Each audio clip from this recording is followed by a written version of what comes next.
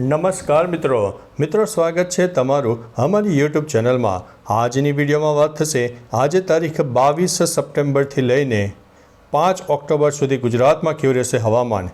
શું આવનારા દિવસોમાં હજુ પણ વરસાદની શક્યતા વધુ છે? મિત્રો ગઈકાલે પણ આપણે જણાવ્યું હતું કે મધ્ય ગુજરાત, દક્ષિણ ગુજરાત અને સૌરાષ્ટ્રના અનેક ભાગોમાં મેઘતાંડવ થઈ શકે છે, ત્યારે મધ્ય ગુજરાતના વડોદરા સહિત આણંદના અનેક વિસ્તારમાં વરસાદી ઝાપટા થઈ ગયા। ઉપરાંત દક્ષિણ ગુજરાતના પણ અનેક ભાગોમાં ભારે વરસાદ થઈ ગયો। કોઈ વિસ્તારમાં તો 3 થી લઈને 4 ઇંચ સુધીના વરસાદ પણ થઈ ગયા હતા। મિત્રો ઘણા મિત્રો કહે છે કે પિનલભાઈ તમે એક એપ્લિકેશનના માધ્યમથી ફક્ત આગાહી કરો છો, પરંતુ મિત્રો તમને જણાવીએ કે ઘણા બધા એવા પરિબળો છે કે જે વરસાદ લાવવામાં અનુરૂપ હોય છે અને ઘણી વખત આપણને સેટેલાઇટ બેઝના માધ્યમથી વરસાદ ન જોવા મળે તેમ છતાં પણ વરસાદ થઈ જતો હોય છે। તેની પાછળનું મુખ્ય કારણ છે કે અરબી સમુદ્ર અને બંગાળની ખાડીના ભેજવાળા પવનો, લોકલ ડેવલપમેન્ટ અને લો ક્લાઉડ ફોર્મેશન જ્યારે વધુ પ્રમાણમાં સર્જાઈ જાય છે ત્યારે જે તે વિસ્તારમાં વરસાદ થઈ જતો હોય છે। એટલે આપણે તમને અગાઉ પણ માહિતી આપી હતી કે જે જિલ્લાઓમાં માનો કે અહીંયા આગળ વરસાદની શક્યતા છે, પરંતુ અહીંયા આગળ તમને ક્લાઉડ ફોર્મેશન ઓછું દેખાય, પરંતુ ત્યાં પણ વરસાદી ઝાપટા થઈ જતા હોય છે। એટલે મેં તમને જણાવ્યું કે તે પ્રમાણે લોકલ ડેવલપમેન્ટના કારણે આ વરસાદી ઝાપટા થઈ જતા હોય છે। એટલે ફક્ત એક સેટેલાઇટ બેઝના માધ્યમથી આપણે એક આશા ન રાખવી કે સાચું જ પડશે, કારણ કે આપણે અગાઉ પણ માહિતી આપીએ છીએ કે જે ભેજનું પ્રમાણ ભયંકર હોય અને લો ક્લાઉડ જ્યારે સર્જાય, જ્યારે બંનેનું કોમ્બિનેશન ભેગું થાય છે ત્યારે જે તે જિલ્લામાં જોરદાર વરસાદ થઈ જતો હોય છે। હવે મિત્રો મુદ્દાની વાત કરીએ તો આજે તારીખ 22 સપ્ટેમ્બર છે, તો આજે દક્ષિણ ગુજરાત, સૌરાષ્ટ્ર અને મધ્ય ગુજરાતના અનેક ભાગોમાં હળવાથી મધ્યમ અને દક્ષિણ ગુજરાતમાં મધ્યમથી ભારે વરસાદ થઈ શકે છે। કોઈ વિસ્તારમાં તો 1 ઇંચથી લઈને 2 ઇંચ કરતાં પણ વધારે વરસાદ દક્ષિણ ગુજરાતમાં થઈ શકે છે। મિત્રો આપણે અગાઉ પણ માહિતી આપી હતી કે દક્ષિણ ગુજરાતથી લઈને કેરળ સુધીની વરસાદની ટ્રફરેખા સર્જાશે, જે લાંબા ગાળાની ટ્રફરેખા છે અને તેની અસર ચોક્કસથી 10 દિવસ સુધી જોવા મળનારી છે। અને આગામી 10 દિવસ દક્ષિણ ગુજરાતને 1 નંબર ઉપર ગણીને ચાલવો, સૌરાષ્ટ્રને 2 નંબર ઉપર ગણીને ચાલવો અને મધ્ય ગુજરાતને 3 નંબર ઉપર ગણીને ચાલવું। એટલે આગામી 10 દિવસ હજુ પણ છૂટાછવાયા વરસાદ, તો કોઈ જગ્યાએ મધ્યમથી થોડો વધુ વરસાદ થઈ શકે છે।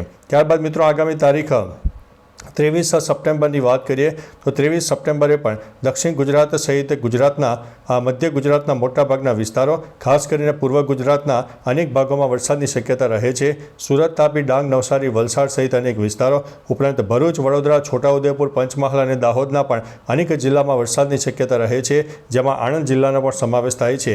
જ્યારે સૌરાષ્ટ્રના દરિયાઈ પટ્ટી વિસ્તારમાં થોડો વરસાદ જોવા મળી શકે છે।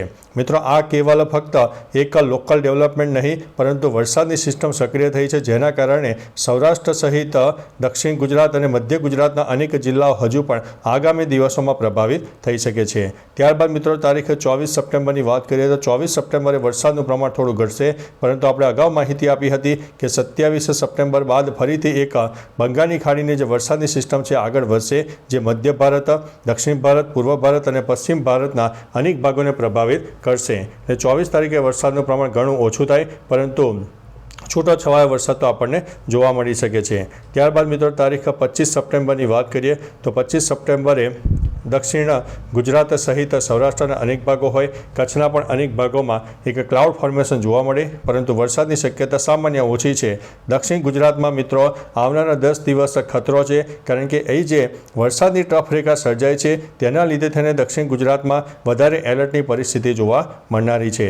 ત્યારબાદ મિત્રો તારીખ 26 સપ્ટેમ્બરની વાત કરીએ તો 26 સપ્ટેમ્બરે દક્ષિણ ભારત, મધ્ય ભારત અને પૂર્વ ભારતના અનેક જિલ્લાઓ પ્રભાવિત થાય।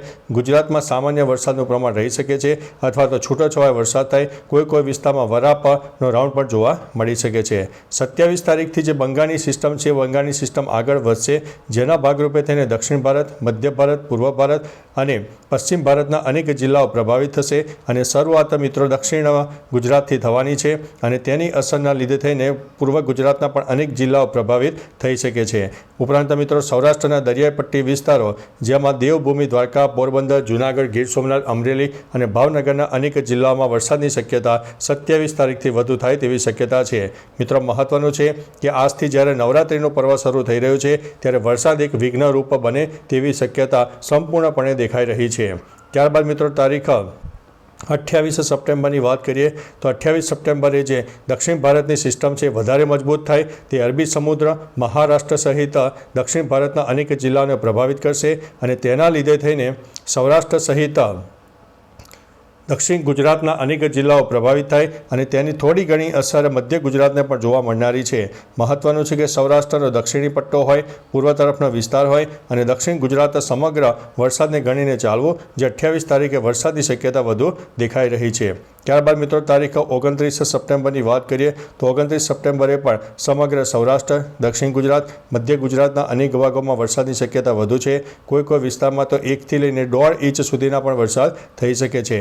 મહત્વનું છે કે એ જે સિસ્ટમ છે અરબી સમુદ્રમાં ધીમે ધીમે આગળ વધશે, પરંતુ જતાં લો ક્લાઉડ ફોર્મેશન ભેજનું પ્રમાણ વધારે આપશે અને એ સિસ્ટમને અનુરૂપ થઈને એક 10 થી 20% અસર ગુજરાતને પણ થવાની છે અને તેના લીધે થઈને સૌરાષ્ટ્ર, દક્ષિણ ગુજરાતને વ્યાપક અસર થાય, જેના ભાગરૂપે થઈને તારીખ 29 સપ્ટેમ્બરે જોરદાર વરસાદની શક્યતા રહેનારી છે. ત્યારબાદ મિત્રો તારીખ 30 સપ્ટેમ્બરની વાત કરીએ તો 30 સપ્ટેમ્બરે પણ સમગ્ર સૌરાષ્ટ્રના અનેક જિલ્લાઓ પ્રભાવિત થાય, 1 થી લઈને 2 ઇંચ કરતાં વધારે વરસાદ થઈ શકે છે. એ 30 તારીખે પણ મેઘતાંડવની અસર જોવા મળશે. સૌરાષ્ટ્ર, દક્ષિણ ગુજરાત, મધ્ય ગુજરાત સમગ્ર એટલે 3 જે રિજિયન છે એ 3 રિજિયનમાં આપણને વરસાદ જોવા મળી શકે છે.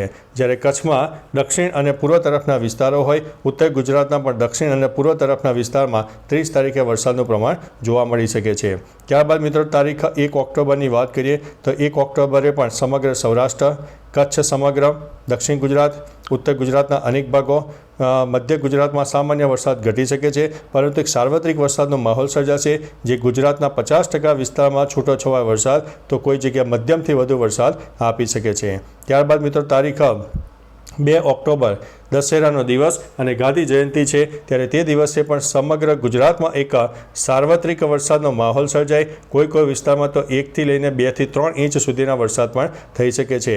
મહત્વનું છે કે મિત્રો આપણે અગાઉ પણ માહિતી આપી હતી કે બંગાળની ખાડીની આ જે સિસ્ટમ છે મજબૂત છે, લાંબા ગાળાની સિસ્ટમ છે અને તેની અસર આપણને ઓક્ટોબરના શરૂઆતમાં પણ જોવા મળનારી છે. ત્યારબાદ મિત્રો તારીખ 3 ઓક્ટોબરની વાત કરીએ તો 3 ઓક્ટોબરે પણ સમગ્ર ગુજરાતમાં એક સાર્વત્રિક વરસાદનો માહોલ સર્જાશે. કોઈ વિસ્તારમાં 1 થી લઈને 3 ઇંચ કરતાં પણ વધારે વરસાદ થઈ જશે.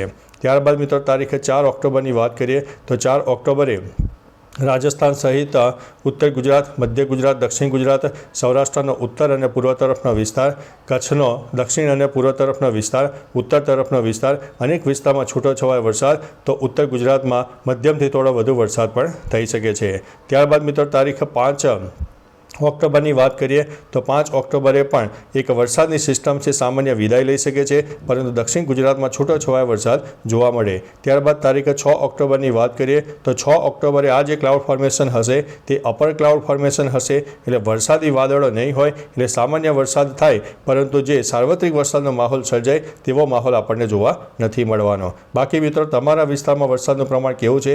તાપ, તડકો, ઉગાડ હોય, ગઈકાલે વરસાદ પડ્યો હોય અને નુકસાની પણ થઈ હોય તો તમામ પ્રકારની માહિતી નીચે કમેન્ટમાં આપજો, જેથી અન્ય મિત્રો પણ